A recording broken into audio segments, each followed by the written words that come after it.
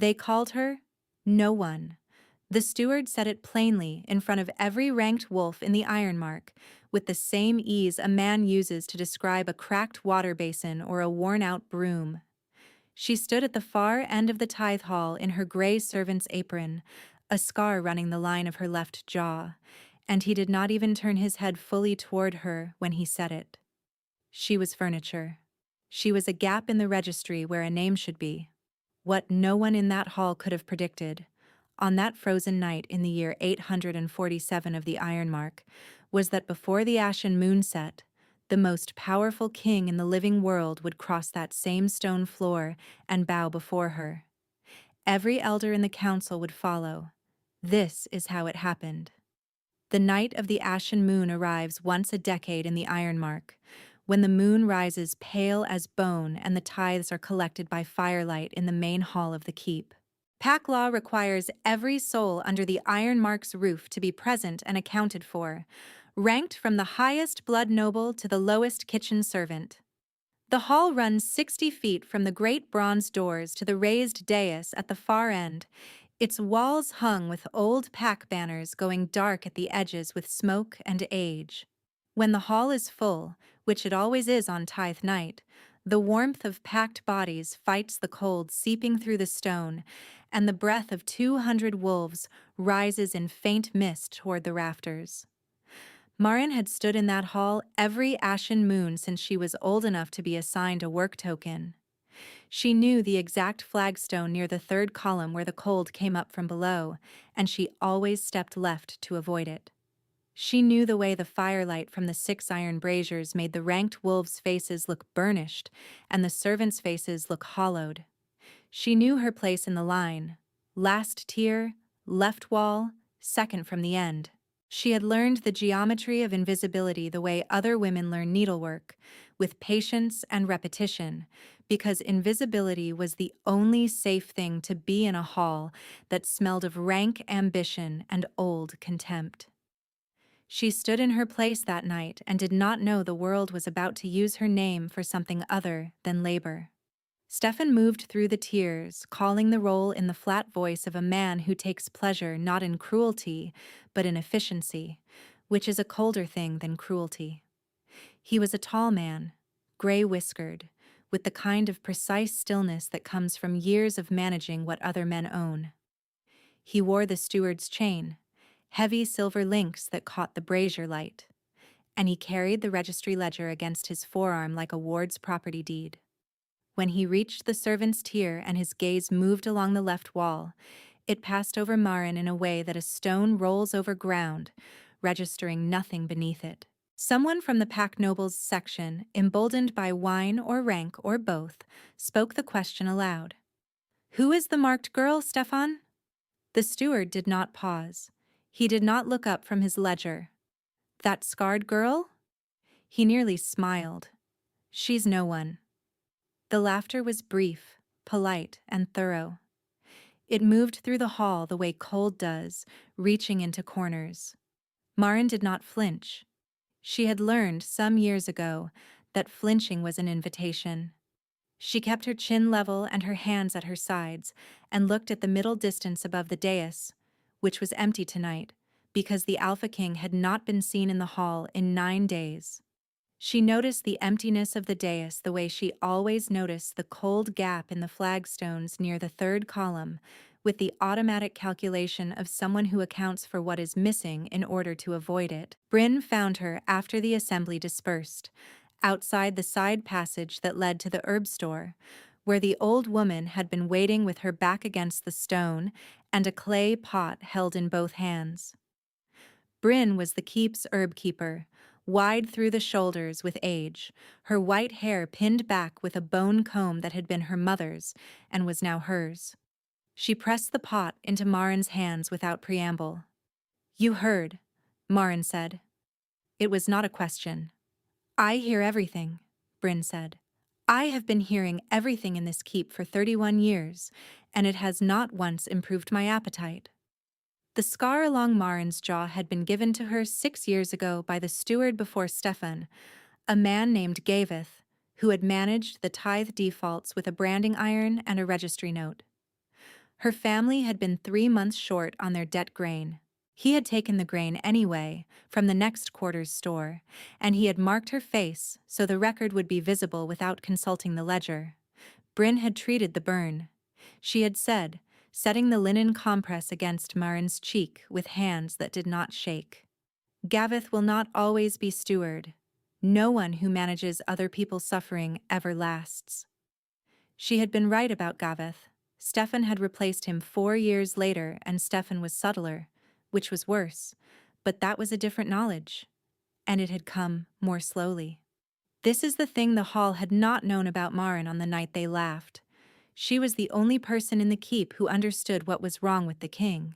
She had found him 12 days ago, not by intention, but by necessity, when Bryn had sent her to the lower vault for a cache of dried silver-leaf bark that had been stored there before the season turned.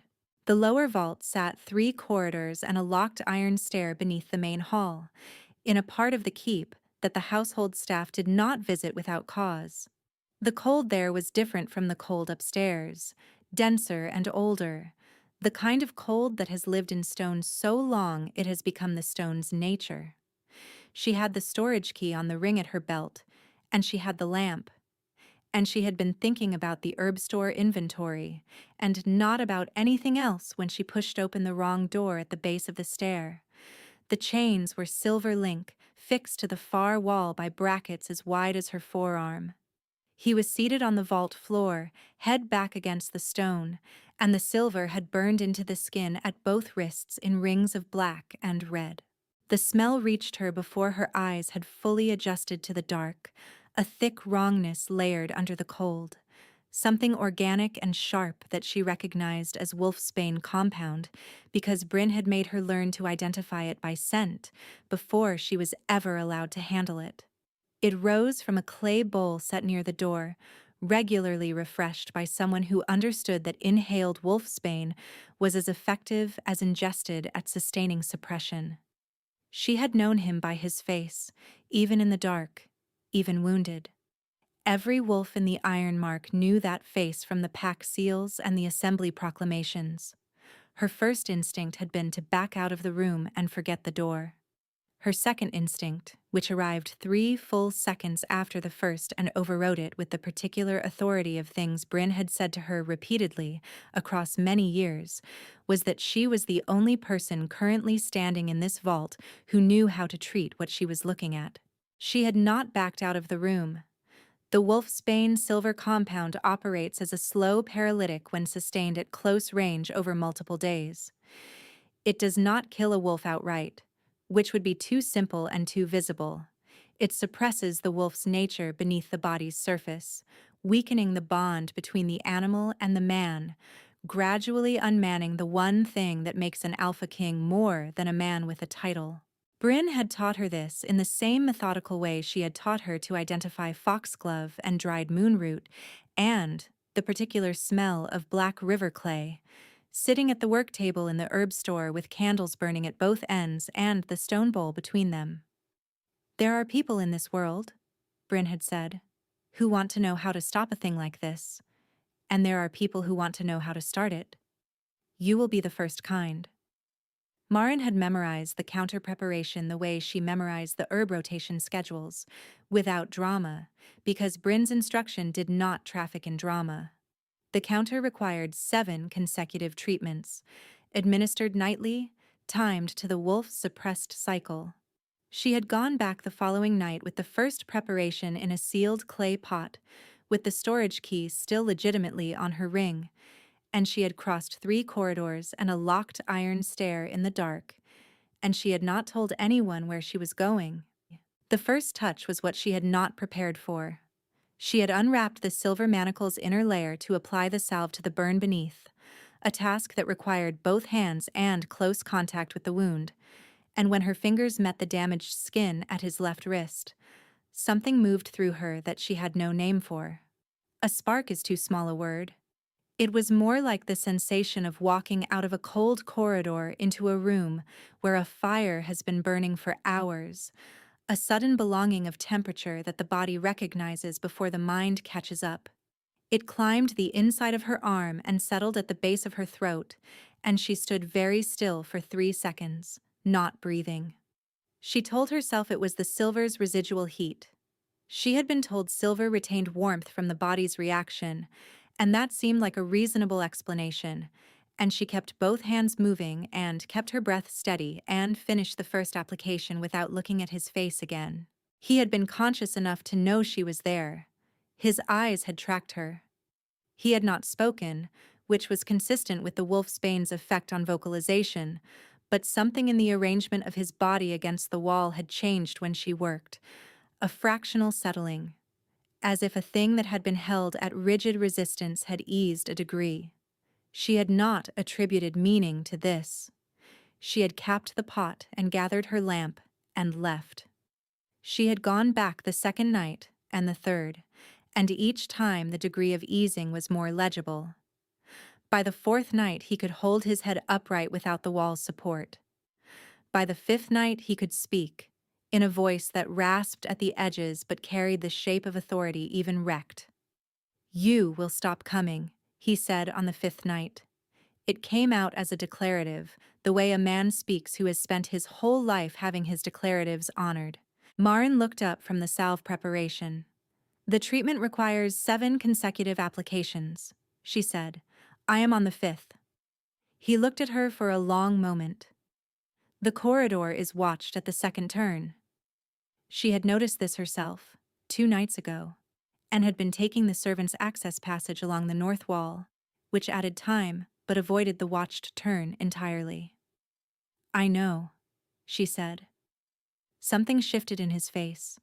Not softness, not warmth, but a kind of recalculation, as if a variable he had been operating without had just been entered into the count. He said nothing further. She finished the 5th application and left. On the 6th night she arrived to find a loose stone pulled from the wall near the door, and inside it a folded piece of cloth. It was not a message. It was a clean linen wrap, the kind used for serious wounds, the kind that did not exist in the lower vault by accident. She had stared at it for a moment longer than was strictly productive, and then used it without comment, because the old wrap was compromised and the new one was better, and because acknowledging the gesture would have required her to name what it was, and she was not ready to name it. She told herself the cloth was a practical act. She was fairly certain he knew she was telling herself that. She was entirely certain he had decided not to say so. If you are finding this story worth staying for, a like or a comment helps more than you might think, and I am grateful for everyone. Now back to the night everything broke open. What Marin had not known across those 6 nights of crossing 3 corridors and a locked iron stair was that Stefan had been watching the lower vault since the 4th night. He did not confront her immediately. This was consistent with how Stefan operated. He was not a man who moved before the position was locked. He had seen her on the North Passage, had drawn his own conclusions, and had spent 2 days building the legal architecture of her sentencing before he made a single visible move. The trespass law in the Ironmark was specific. Unauthorized access to the keep's restricted lower levels during a period of active internal emergency was a banishable offense. Stefan had the registry notation ready. He had witnesses prepared. He had done this with the composed precision of a man who knew that removing her access was more valuable than removing her, at least while the king was still breathing. He also knew something Marin did not, which was that Aldrich had been in the council chamber the previous night, and that Aldrich's patience had run out. Aldrich was the foreign duke of the Ashvin territories, a man of composed affect and cold timing who had been funding the king's captivity through a proxy arrangement with 2 members of the council since the beginning. His logic was not complicated. A dead Alpha King left the Ironmark without a confirmed successor for at least 1 full moon cycle, during which the treaty rights reverted to the Allied territories, meaning Aldrich's lands. He had given the council 5 days to manage the situation cleanly. 4 had passed. The council had not managed it. He had appeared in the chamber without invitation and put the question plainly. 5 elders in favor, 1 abstaining, execution before dawn. Isolde had abstained. This surprised no one. Isolde was the only council elder who understood that an execution of the king without a confirmed successor would not merely transfer power, but destroy it, leaving the Iron Mark ungovernable for a decade. Her abstention was not mercy, it was arithmetic. But 5 votes in favor were 5 votes in favor, and by Iron Mark council law that was sufficient. Stefan had been present for the vote as a courtesy witness. He had said nothing.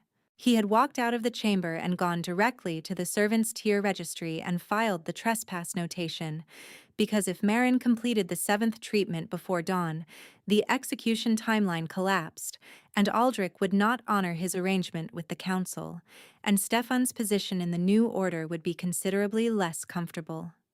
He found Marin at first light, in the herb store, where she and Bryn were at the work table with the 7th preparation in the clay pot and the morning's candles burning.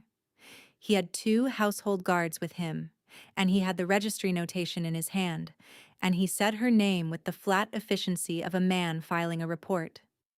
He told her she was confined to the upper servants' quarters pending a formal hearing for unauthorized trespass. He told her the hearing was in 3 days. 3 days was after dawn. Which was the point. He looked at the clay pot on the table. He looked at Bryn. The herb keeper's store privileges are suspended pending the same hearing, he said. She will remain in the upper quarters as well. He said it easily, the way a man closes a register. He turned to the guards and told them to see to it. Bryn was taken to the east servants' quarters on the upper floor.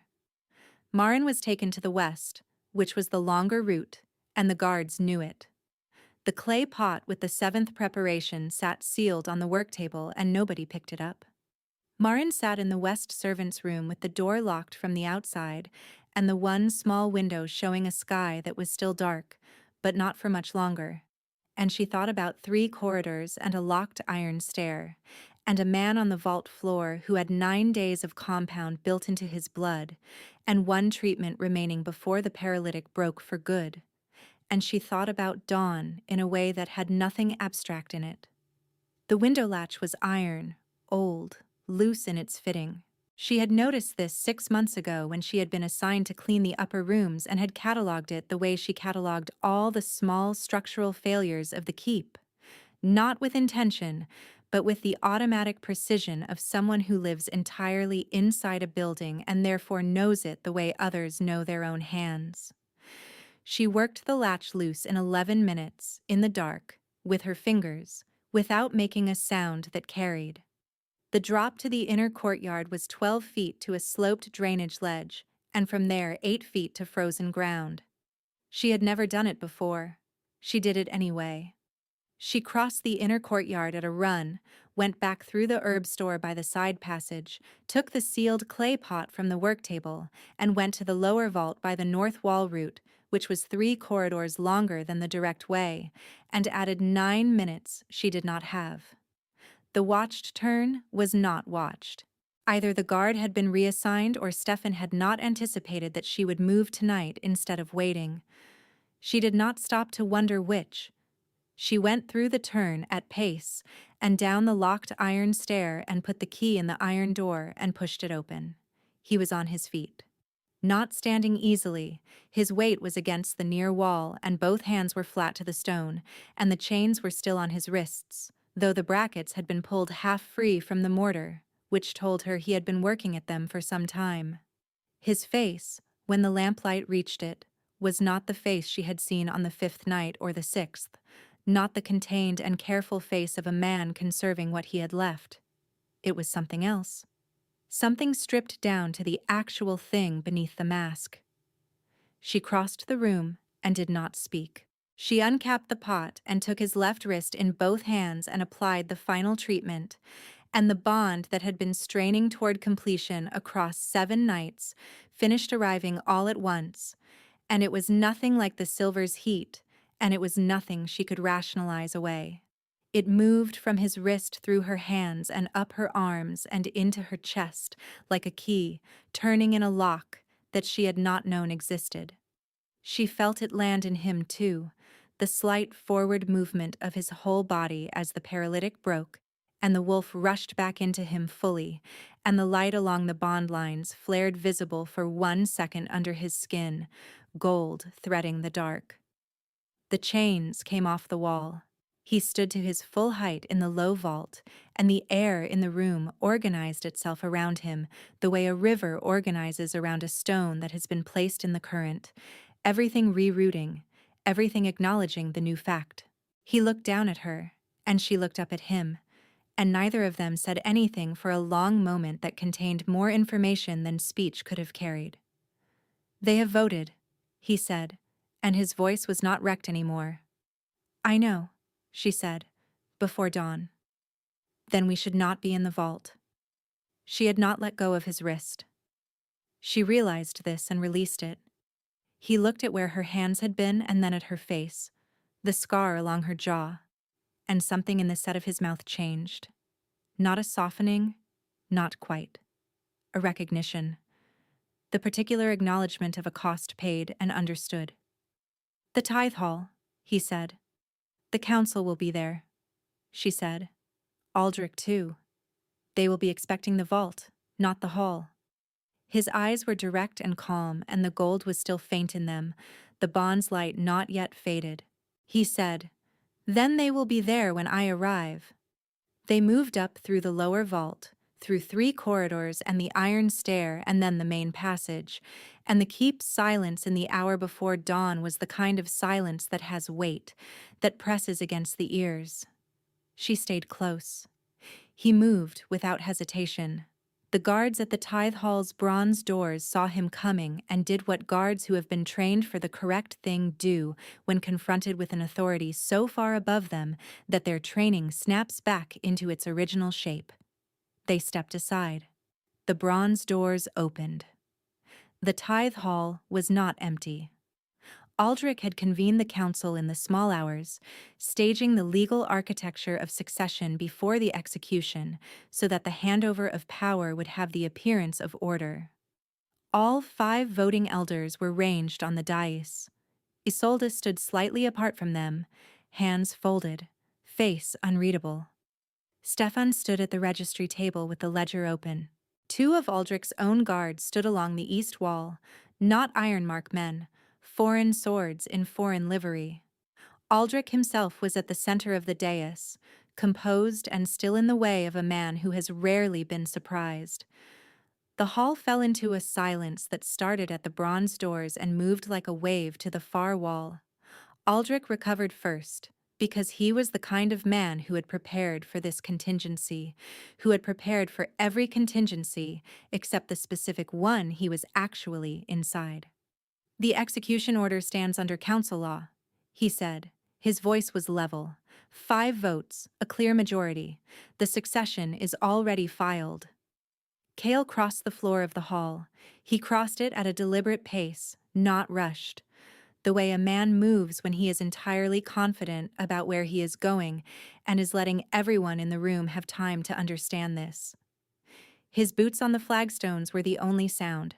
At the base of the dais steps he stopped and looked up at Aldrich with an expression that had no performance in it at all. "The succession filed under a fraudulent execution order," he said, "is filed under nothing." He looked along the row of council elders. "Isolde, open the registry." Isolde looked at him. She looked at Aldrich. She looked at the document on the table before her, which was the night's council record, and at the open ledger in Stefan's hands, and then she crossed to the old registry cabinet at the dais's left wall and drew out the deep archive volume. She set it on the table and opened it.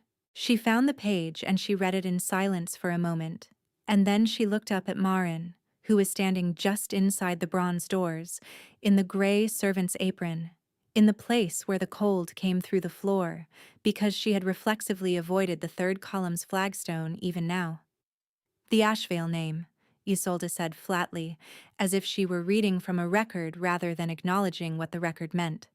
struck from the senior registry in the year 829, noted as defaulted. The original notation is countersigned by Gaveth. She looked at the steward. She looked at Stefan. The Ashvale line was a named noble house under Ironmark law before the strike. That notation should not have been made in the secondary registry. It was made to look like a tithe default. It was not a tithe default. Stefan's hands on the ledger did not move. Aldrich turned toward the door guards. He said a name, a command. The two foreign livery guards started forward. Cale did not raise his voice. He said, "Stop." They stopped. The word had not been loud. It had been the specific word said by the specific man in his specific right, and it landed in the room's air the way a stone lands in still water, displacing everything outward from the point of impact. The foreign guards did not move again. They looked at Aldrich, and he looked back at them, and the understanding that passed between them in that look was of the variety that ends arrangements. The council elders on the dais, one by one, sat down. Cale turned to Stefan. He did not raise his voice for Stefan either. He did not need to. He said, "You knew the execution timeline when you filed the trespass notation." He said it as a statement, not a question, because he had the vault's 9 days evidence and the council chamber record and the registry notation's timing, and Stefan's specific knowledge of Aldrich's plan had been audible in the precision with which he had moved to close Marin's access before the 7th treatment could be completed. "You filed it to stop the cure." Stefan looked at the ledger in his hands. He looked at the registry. He looked at the steward's chain at his collar, and then he looked at the king, and the thing he saw in that look was, perhaps for the first time, the actual consequence of what he had built. He said nothing, which was its own answer. "By Ironmark law," Cale said, to the hall, to the elders on the dais, to the assembly of ranked wolves who had begun pressing through the bronze doors from the corridors, as the word spread the way, word spread in a keep at dawn, quickly and without decorum. The steward of this court conspired with a foreign claimant to end the Alpha King's life and transfer the throne under fraudulent succession. The consequence under law is known. He looked at the elder to Isolde's left. "Confirm the statute." The elder confirmed it. The steward's chain was removed from Stefan's neck by the keep's head guard, who had arrived in the last 2 minutes and who understood his assignment. Stefan was taken to the east corridor under guard. The sentence would be carried out before noon in the inner courtyard by the keep's appointed executioner, in accordance with the statute's requirement. He went without the struggle of a man who believed he had options remaining, which was the most honest thing about him.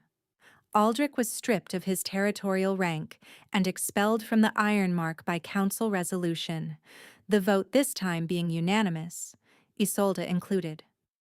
He was escorted to the outer gate by 6 Ironmark wolves, and his foreign livery guards were disarmed and given until midday to reach the Ironmark's eastern boundary.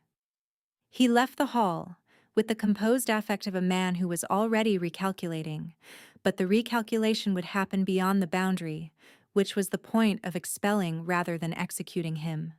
The threat was ended. The political machinery that had funded the captivity was dismantled. What Aldrich did with his composure in his own territory was no longer the Ironmark's concern. Isolde descended from the dais and stood at the floor level of the hall. She looked at Marin across the crowded room. She said, "The Ashvale designation will be restored to the senior registry before this day's record is sealed.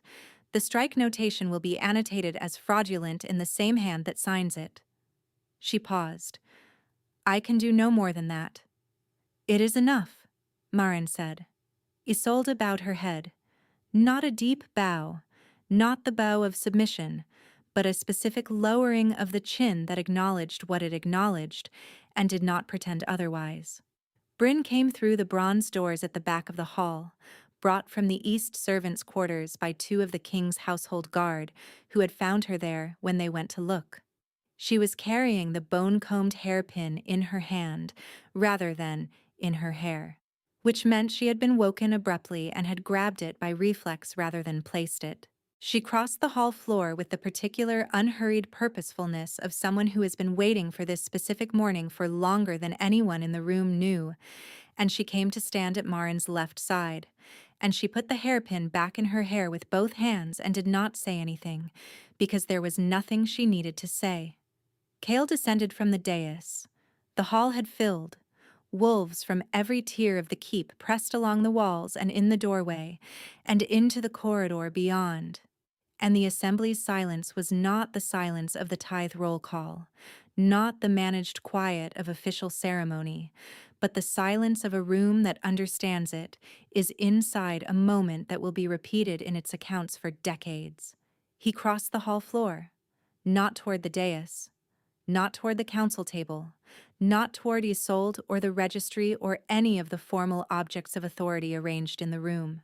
Toward the woman standing at the far left wall, second from the end, in the gray servant's apron, with the scar along her jaw, and both hands at her sides, and her chin at the precise level it had been at on every tithe night she had ever stood in this hall, which was the level of a person who has decided not to be erased by a room and has held that decision without performance for years. He came to a full stop before her.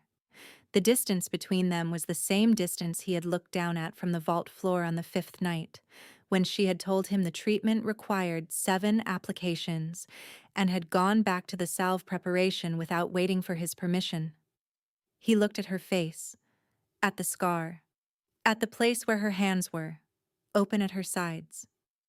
He went to one knee.